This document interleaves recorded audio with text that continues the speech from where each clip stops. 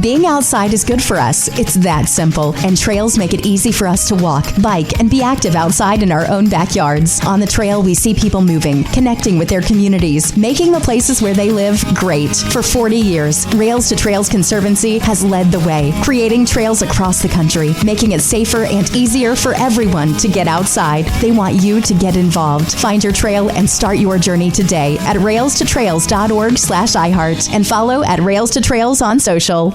I'm Dad Flaky. I'm Lilibet Flaky. And this is Pointless Global News.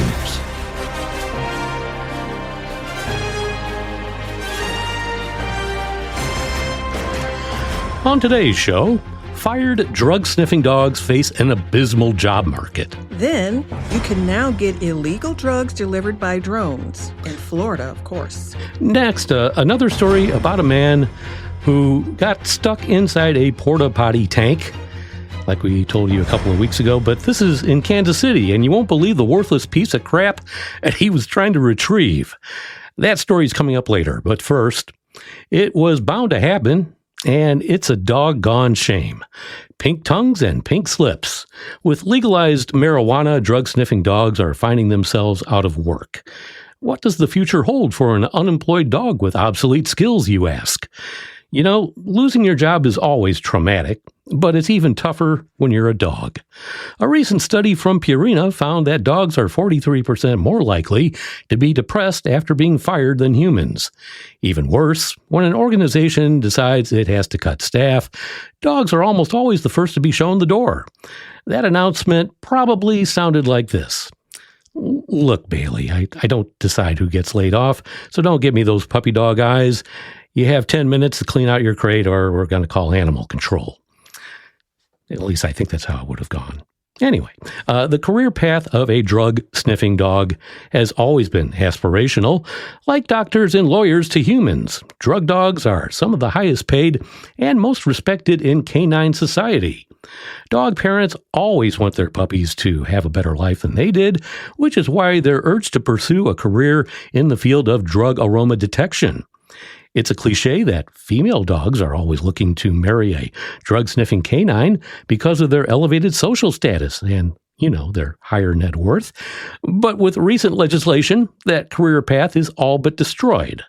Recreational marijuana is legal in all 50 states, and drug dogs are being forced into early retirement. Dogs that are about to graduate from obedience school are in a complete panic because the field that they've been training for no longer exists. In with a bark, out with a whimper. There's no difference between the smell of legal marijuana and illegal marijuana, and as a result, we have a glut of dogs who, with their current skill set, can't land gainful employment. They've tried to retrain drug-sniffing dogs to detect art forgeries or tax evasion, but, those crimes don't have associated smells.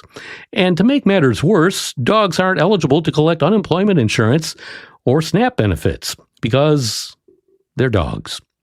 The latest jobs data isn't reassuring either. A softening job market means that it's harder than ever for an unemployed dog to land a job interview, let alone a job offer. Recent data from the Federal Department of Dog Employment shows that there are currently 6 job-seeking dogs for every 1 open position.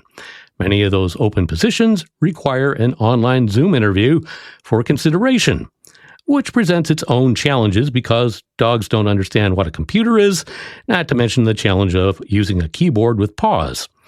Due to their expertise, however, many of these drug dogs have been working at legal marijuana dispensaries.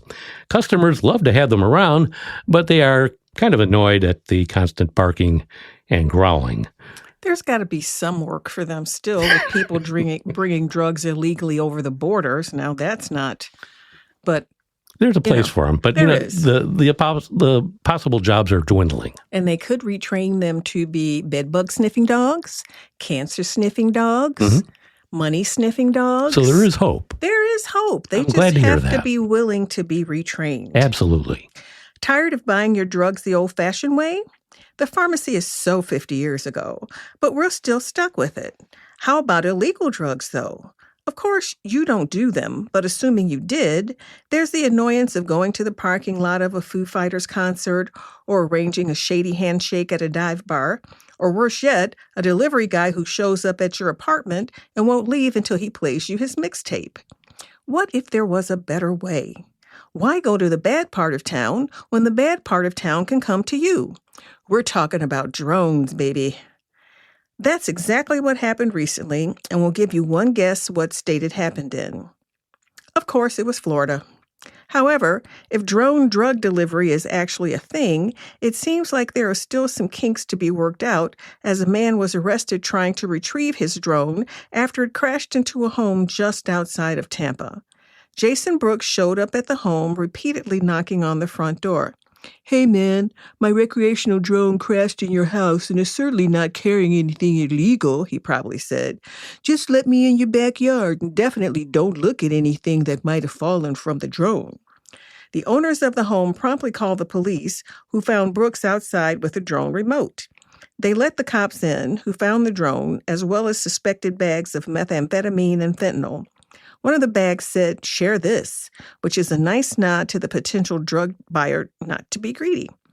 Instead of sharing it, the law enforcement officials arrested the drone operator. He was booked on charges including possession of a controlled substance and possession of a controlled substance with intent to sell or deliver, and general dumbassery. In fact, they also found that his car was unregistered and missing a tag, so he couldn't properly operate the car or drone. This reminds us of 2024, when suddenly seems like it was about 5 years ago. One of the biggest stories in the news was drone sightings, maybe because everyone was looking to the skies for answers and instead found flashing lights. It was a big enough of a deal that there was a federal investigation, which ultimately found that there was nothing nefarious going on. However, if even a fraction of those drones were carrying anything illicit and operated by people who actually know how to fly them, drug drone delivery might have already taken off. Why not?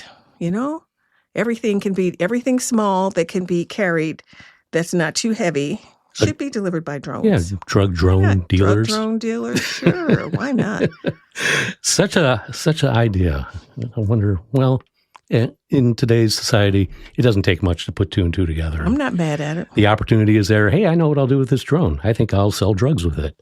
Well, finally, new details are finally being shed on the bizarre rescue of a man who became trapped inside a holding tank of a portable toilet in Kansas City.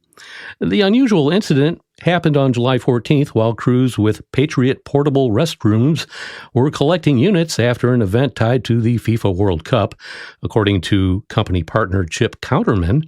Counterman said one of the company's drivers checked each portable restroom before loading them, knocking on every door to make sure no one remained inside.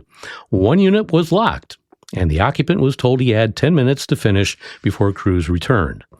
When the driver came back, the man still refused to leave.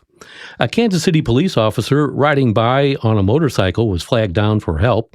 After the officer asked the man to come out, the response raised even more questions. The man replied that he could not reach the door and couldn't get out of the toilet. When responders looked inside the porta-potty, they initially couldn't believe what they saw. Then, all of a sudden, a head popped up out of the toilet. The man had climbed into the waste holding tank beneath the toilet seat. Kansas City firefighters responded and attempted to talk the man through getting out on his own. During the rescue, the man told responders that he had climbed into the tank to retrieve a Mountain Dew bottle that he had dropped in there the night before. Counterman said the man had been inside the tank for roughly 8 hours. Firefighters ultimately cut apart the portable toilet to free him. After the man climbed out, firefighters hosed him down using water from one of their trucks before the incident came to a merciful end.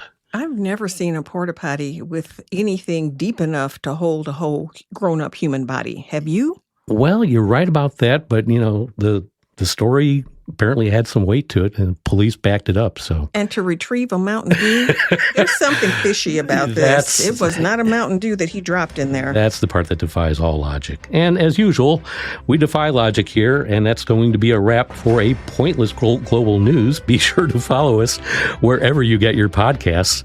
I'm Tad Flaky. I'm Lilibet Flaky. Stay pointless, my friend.